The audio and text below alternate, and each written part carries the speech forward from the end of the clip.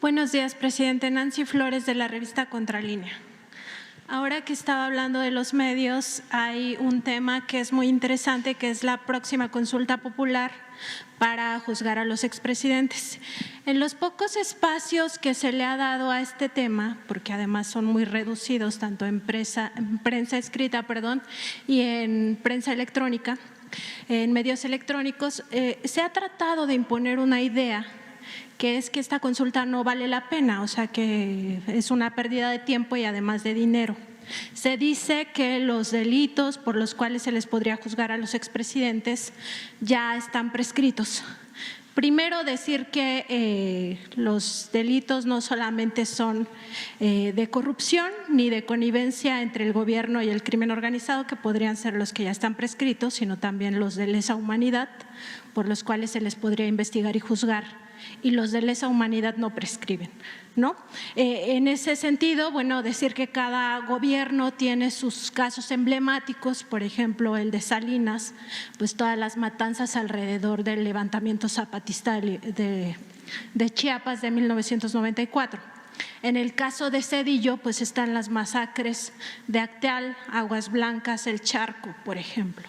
En el caso de Vicente Fox, está el asunto de la APO, la represión al magisterio en Oaxaca y también la represión al pueblo de Atenco.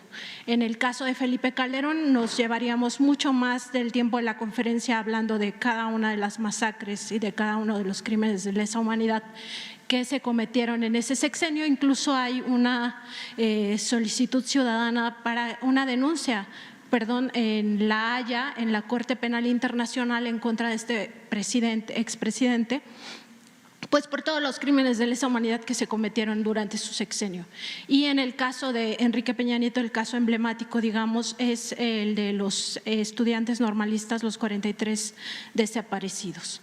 Entonces, bueno, eso por una parte, no todos los delitos están prescritos, pero sobre todo, presidente, también que no existe esta idea, o más bien están tratando de posicionar esta idea de que no vale la pena porque juzgarlos ya no tendría ningún sentido, cuando en realidad lo que se hace, el ejercicio inédito que se va a hacer con esta consulta, pues es también un juicio social. O sea, no todo es un juicio jurídico, un juicio legal.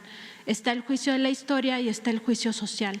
Y ahí, bueno, lo que se espera pues es el repudio generalizado de la sociedad hacia estos 5 emblemáticos expresidentes que son la cara de la corrupción, ¿no? Y la cara de la impunidad. Entonces, su opinión, presidente, porque además pues es un ejercicio inédito, o sea, es algo que no ha acontecido nunca en nuestro país, ¿no? Es una forma que va a tener la sociedad para expresarse, a pesar de las pocas casillas que se van a instalar, porque también ya sabemos cómo se las gasta el INE. Entonces, su opinión sobre esto, presidente. Bueno, que en efecto es un procedimiento inédito, democrático, que tiene mucha fortaleza política y sobre todo moral. No es un asunto solo jurídico, es condenar a malos gobiernos y ayudar a la no repetición, porque antes los gobernantes abusaban, había autoritarismo, había represión, imperaba la corrupción y no se les tocaba ni con el pétalo de una rosa, se les aplaudía. Entonces, que la gente pueda juzgar, eso es la democracia. El pueblo tiene en todo momento el derecho de cambiar la forma de su gobierno. El pueblo es soberano, el pueblo es el que manda. ¿Por qué no se le va a dar la oportunidad a la gente de expresarse, de manifestarse. Además, está establecido en la Constitución el procedimiento. Se cumplieron todos los trámites. Fue una iniciativa que envió el Ejecutivo, la aprobó el Poder Legislativo y también fue aprobada la iniciativa por el Poder Judicial. Y ahora le toca ejecutar ese mandato al INE, pero como estamos viendo en el comportamiento reciente de los medios, los grupos de intereses creados pues no quieren que se cuestionen estos casos.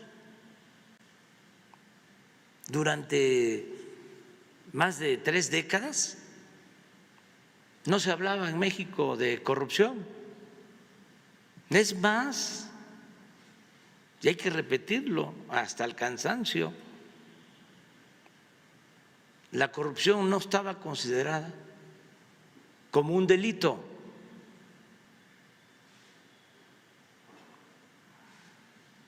Porque modificaron el Código Penal durante el gobierno de Salinas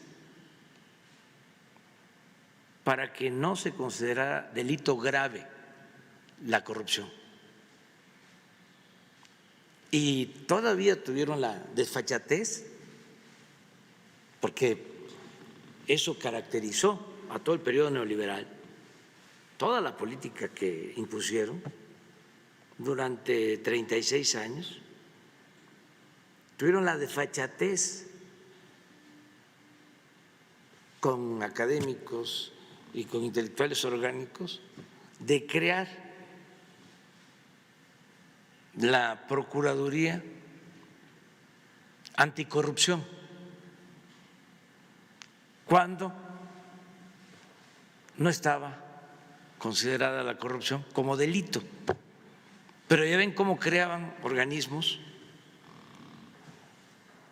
solo de fachada para simular. Es hasta ahora que se modifica la Constitución y ya es delito grave. Pero cuando crearon el organismo encargado de combatir la corrupción, el organismo anticorrupción, no era delito grave la corrupción. Entonces, ya es tiempo de los cambios. Yo he dicho que no voy a participar y que incluso si votara lo haría en contra de estos juicios, porque se tiene que ver hacia adelante y yo pienso que lo mejor de todo es la no repetición y cambiar conductas y gobernar con honestidad y poner el ejemplo. Pero sí debe de mantenerse abierta una vía para que el presidente, quien esté, no se sienta absoluto. Entonces, por eso presenté la iniciativa y decirle a la gente que todos debemos de cumplir con nuestro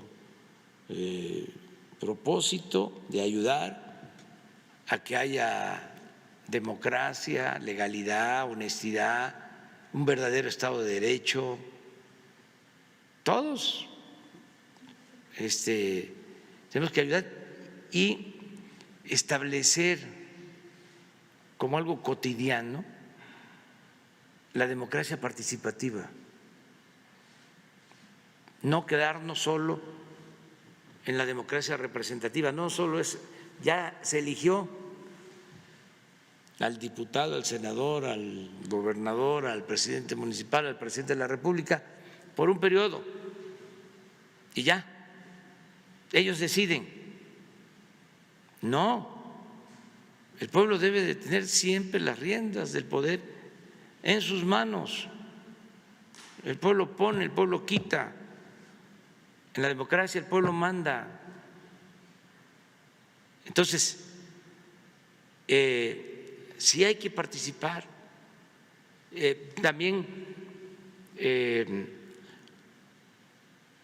fue indebido y ojalá se pueda hacer una reforma el que esté tan alto el porcentaje para que la consulta sea vinculatoria, que es parte de lo mismo.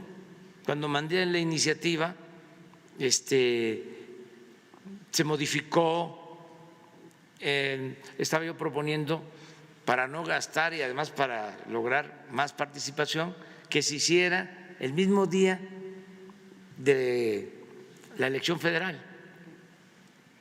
Así como se llevó a cabo la elección federal, ese mismo día se iba a entregar, se podía entregar otra boleta y ahí se hacía la consulta.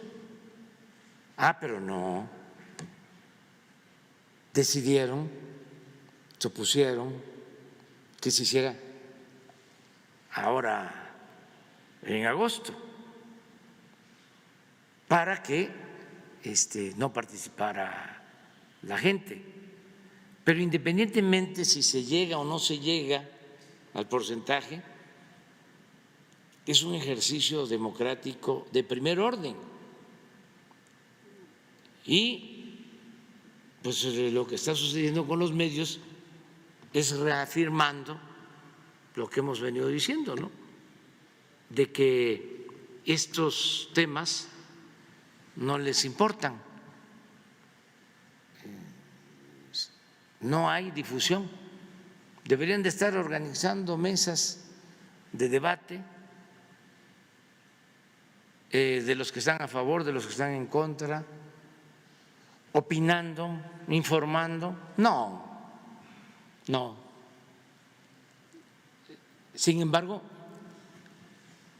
existen las redes sociales y el corre la voz. Y yo espero que la gente participe, pero tienes mucha razón, es un procedimiento muy importante y se tiene que ir mejorando, y no es un asunto de mala fe o de venganza. Yo me voy a someter a la revocación del mandato en marzo y la gente va a poder participar y ahí no hay porcentaje válido de participación. Si yo pierdo, me voy, renuncio, porque no es un asunto cuantitativo. ¿Para qué sirve una autoridad que no tiene respaldo ciudadano? Es como una hoja seca, es nada, es la nada. Entonces, en marzo, desde ahora convoco a mis adversarios, que así como se agruparon en la pasada elección, con todos sus medios, ahora de nuevo, porque es muy interesante, porque al final es un desafío y es el poder demostrar cómo va avanzando la conciencia ciudadana. el cambio de mentalidad del pueblo, que eso es lo más importante de todo, más que las obras materiales. Cuando cambia la mentalidad del pueblo, cambia todo. Hay veces que hay revoluciones y pérdida de vidas y violencia y no hay cambio de mentalidad. Y por eso, cuando hay una revolución y triunfa un grupo, si eso no va acompañado de un cambio de mentalidad amplio, colectivo, los que llegan se pueden echar a perder y fracasan las revoluciones. Hay muchísimos ejemplos de eso. Pero cuando los cambios van acompañados de un proceso de concientización colectiva, cuando no solo es una vanguardia, sino estamos hablando de millones de ciudadanos conscientes, pues esos son procesos irreversibles. Esos son procesos que fortalecen a las naciones, que las consolidan. Entonces, por eso no está mal que se lleven a cabo estos desafíos, que haya estas pruebas. Si la gente dice, pues no, hay que obedecer. Y así tenemos que ir consolidando la democracia. Lo mismo en el caso del fuero. ¿Cómo es de que al presidente no se le podía juzgar más que por traición a la patria? Eso se acaba. Al presidente se le puede juzgar por cualquier delito como a cualquier otro ciudadano.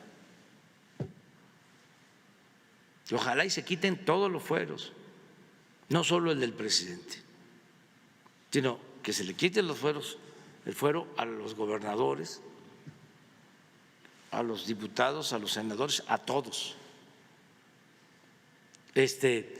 Me costó trabajo que aprobaran esa iniciativa para quitar el fuero al presidente, porque comprendía originalmente a todos, ya después acepté nada más al presidente y así fue aprobada. Pero ya es un avance. Entonces, no a la impunidad en México. Y presidente, ahora que usted menciona esta parte de la no repetición, que es, digamos, lo más importante, pues también esta consulta no solamente se trata de si llegan o no llegan a ser juzgados los expresidentes, ¿no? Sino también está la parte de la investigación, investigar justamente esos delitos o esos crímenes, ¿no? En el caso de los delitos de corrupción, de los delitos de connivencia entre el gobierno y el crimen organizado, concretamente el narcotráfico, que podrían ya estar prescritos, pues lo importante sería saber que los mexicanos tengamos este derecho a saber qué es lo que nos pasó en todos esos sexenios, ¿no? Y también conocer pues qué otros crímenes existen, tanto de esos delitos como los de lesa humanidad, porque la memoria histórica del país es muy importante que los mexicanos conozcamos pues todo esto para comprender en qué momento estamos ahora, ¿no? Hay muchos que dicen, ya lleva 2 años y medio en el gobierno y no puede acabar con la violencia. Bueno, para entender la violencia hay que tener esta memoria histórica. Entonces, aún si no es… si esta consulta no resulta ser vinculante porque no se llegan a los millones que se tienen que reunir, sobre todo porque no va a haber casi casillas, usted podría impulsar que por lo menos se investiguen y se conozcan, porque no todo se ha publicado en la prensa, no todo se conoce, muchas cosas se censuraron y se callaron. Sí, incluso hay compromisos que hemos hecho con familiares de víctimas con ese propósito, no solo para castigar a responsables, sino para dar a conocer los hechos y hacer conciencia de que no debe de utilizarse la fuerza y no se debe de reprimir a nadie. ¿Cuánto tiempo ha transcurrido, por ejemplo, de la guerra sucia? Más de 50 años.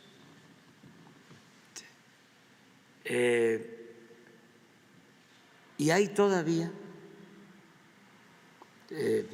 no solo familiares de las víctimas, sino de los que llevaron a cabo acciones de represión. Y saben que lo más triste es que ellos, los que participaron en estos hechos, que son sobrevivientes, consideran que actuaron con heroísmo.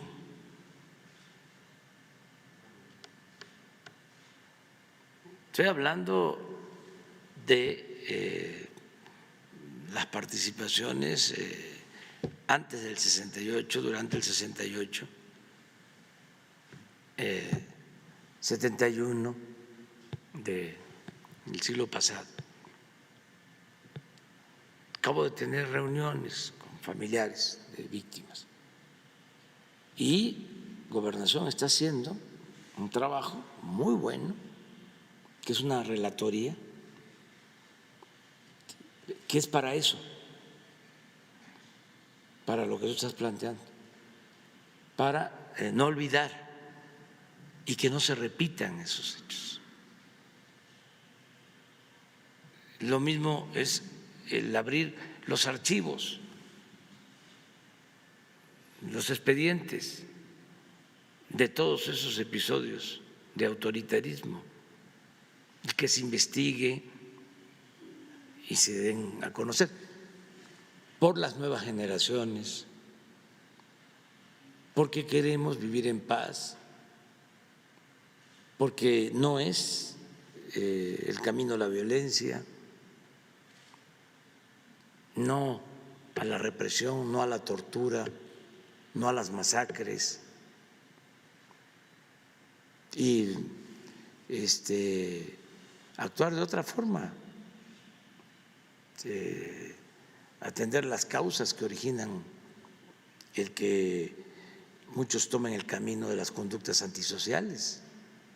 Lo que siempre he dicho, el ser humano no es malo por naturaleza, son las circunstancias las que llevan a algunos a tomar decisiones equivocadas. Entonces, sí hay manera de vivir en una sociedad sin violencia, en una sociedad mejor. Sí tenemos todos acceso al trabajo, al estudio, al bienestar, si conservamos valores culturales, morales, espirituales, si nos fortalecemos como familia.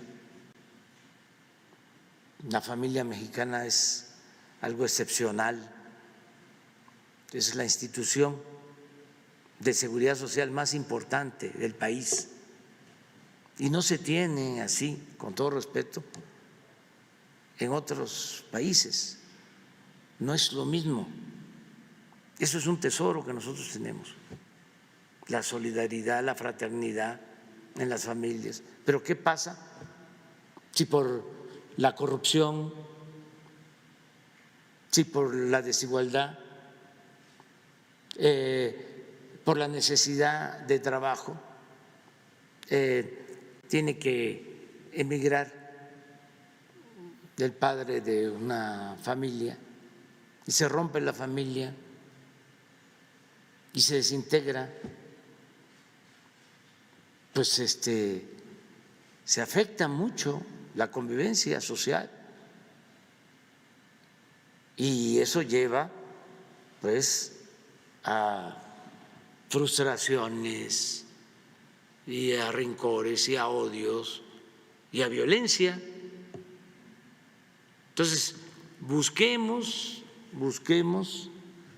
fortalecer valores y que haya justicia, que haya igualdad y que haya fraternidad y vamos a tener paz y vamos a tener tranquilidad. Es posiblemente utópico, pero es mejor, mucho mejor caminar hacia allá que utilizar la fuerza, lo coercitivo. Es más humano y más eficaz.